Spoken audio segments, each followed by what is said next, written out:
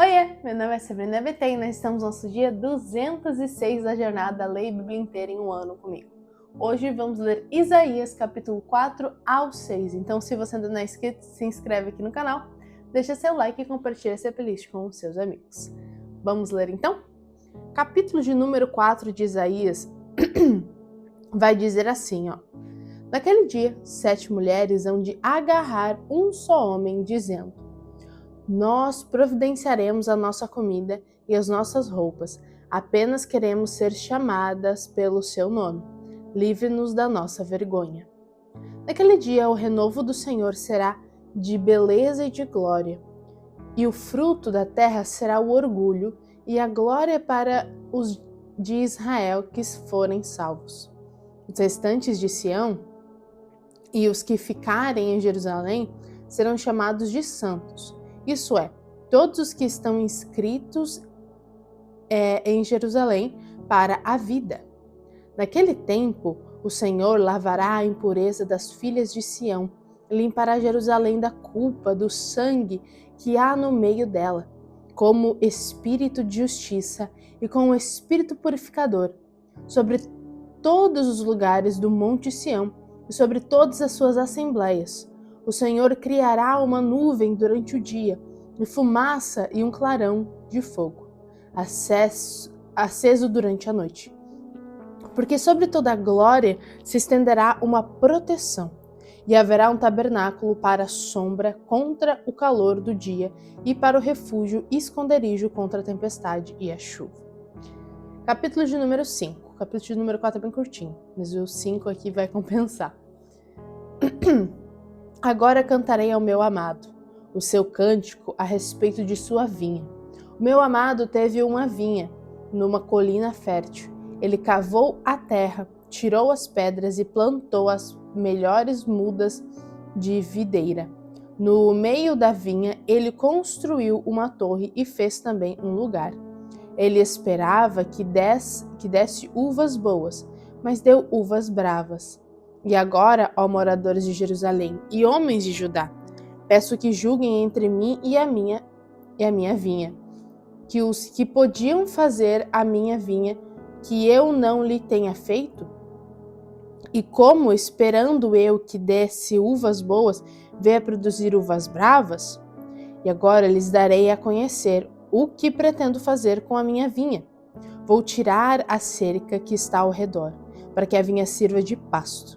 Derrubarei o seu muro, para que ele seja pisoteada. Farei dela um lugar abandonado. Não será podada, nem cavada, mas crescerão nelas espinheiros e ervas daninhas. Também darei ordem às nuvens, para que não derramem chuva sobre elas. Porque a vinha do Senhor dos Exércitos é a casa de Israel, e os homens de Judá são a planta preferida do Senhor. Este esperava retidão, mas eis aí opressão. Esperava justiça, mas eis aí clamor, por causa da injustiça. Ai dos que ajuntam casas e mais casas, reúnem para si campos e mais campos, até que não haja mais lugar, e ficam como únicos moradores no meio da terra. Eu ouvi o Senhor dos Exércitos dizer isto. Na verdade, muitas casas ficarão desertas, até as grandes e belas ficarão sem moradores. Uma grande vinha produzirá somente alguns litros de vinho, e um saco cheio de sementes não dará mais do que alguns quilos de trigo. Ai dos que se levantam pela manhã para logo se embriagarem, e continuam até alta noite, até que o vinho os esquente. Liras e harpas, tamborins e flautas e vinho não faltam nos seus banquetes, porém não consideram os feitos do Senhor, nem olham para as obras das suas mãos. Portanto, o meu povo será levado cativo por falta de entendimento. Seus nobres passarão fome, e o povo simples morrerá de sede. Por isso a sepultura aumentou o seu apetite e abriu ao máximo a sua boca.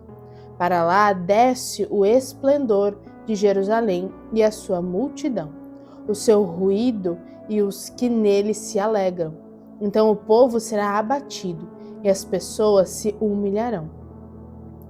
e os olhos dos orgulhosos serão humilhados, mas o Senhor dos Exércitos será exaltado em juízo. Deus, o Santo, será santificado em justiça. Então os cordeiros pastarão ali, como se estivessem no seu pasto, e os nômades se nutrirão dos campos que os ricos deixaram abandonados. Ai dos que puxam para si a iniquidade, com cordões de injustiça, que puxam o pecado como se faz, com as cordas de uma carroça, e dizem: que Deus se apresse e termine logo a sua obra, para que a vejamos, que se aproxime, se manifeste o conselho do Santo de Israel, para que o conheçamos.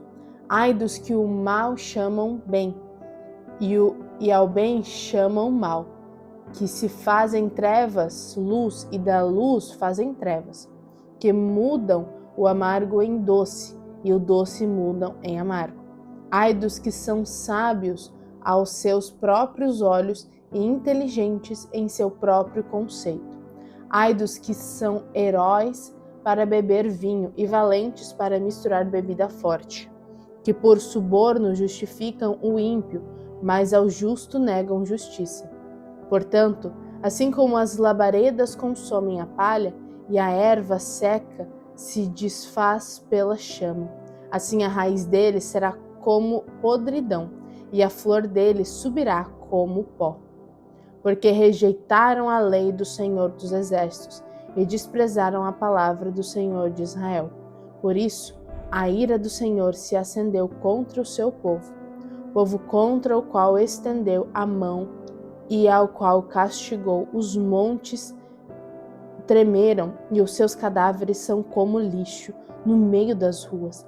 Nem com tudo isso se desviou a ira de Deus, e a mão dele continua estendida.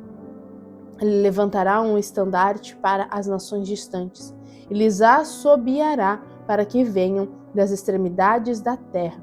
E eis que elas vêm rapidamente, com toda pressa. Não há entre elas quem esteja cansado, nem quem tropece, ninguém dormirá nem dorme. Ninguém dormita nem dorme. Eles não desatam o cinto dos seus lombos, e as correias das suas sandálias não se rompem. As suas flechas são afiadas e todos os seus arcos entesados.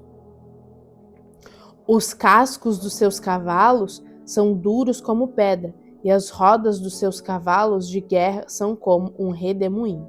O rugido deles é como o do leão, rugem como filhos de leão e rosnam, arrebatam a presa e a levam, e não há quem a livre.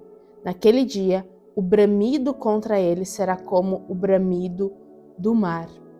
Se alguém olhar para a terra, eis que só haverá trevas e angústia. A luz se escurecerá em densas nuvens. Agora o último capítulo, então, da nossa leitura de hoje, capítulo de número 6. Vai dizer assim: No ano da morte do rei Uzias, eu vi o Senhor assentado sobre um alto e sublime trono, e as abas de suas vestes enchiam o templo. Serafins estavam por cima dele. Cada um tinha 6 asas. Com 2 cobria o rosto, com 2 cobria os pés, e com 2 voava. E clamavam uns para os outros, dizendo: Santo, Santo, Santo é o Senhor dos Exércitos. Toda a terra está cheia da sua glória.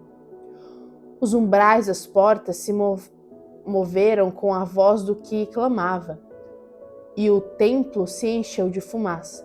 Então eu disse: Ai de mim, estou perdido, porque sou homem de lábios impuros e habito no meio de um povo de lábios impuros.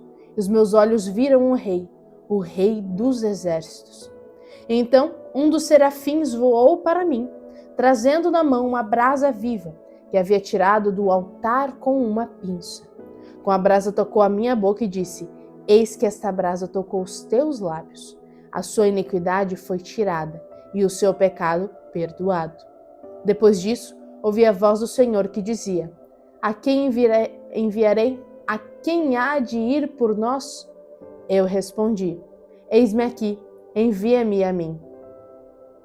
Então ele disse: Vá e diga a este povo: Ouçam Ouçam, mas não entendem, mas sem entender. Vejam, mas sem perceber. Torne insensível o coração deste povo, endureça-lhes os ouvidos e feche os olhos deles, para que não venham a ver com os olhos, ouvir com os ouvidos e entender com o coração, e se convertam e sejam curados.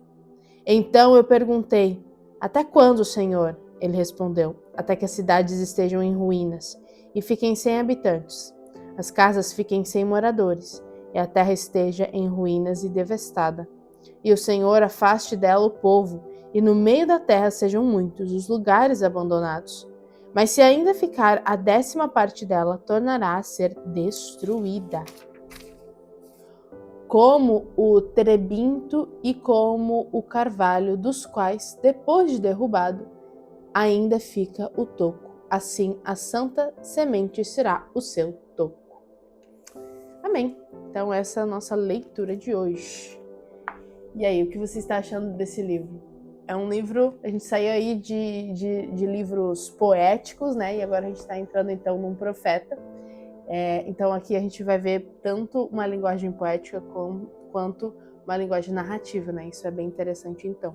Fazia tempo que a gente não lia um livro assim, né? Que não era poesias, que não era umas prosas. Tô até estranhando um pouco, mas vai ser muito interessante. Isaías é um livro muito incrível, eu gosto bastante, porque ele é um livro bem importante, né? Todos eles são, mas Isaías, ele tem um peso, assim, que você pode perceber que muitas vezes ele é citado.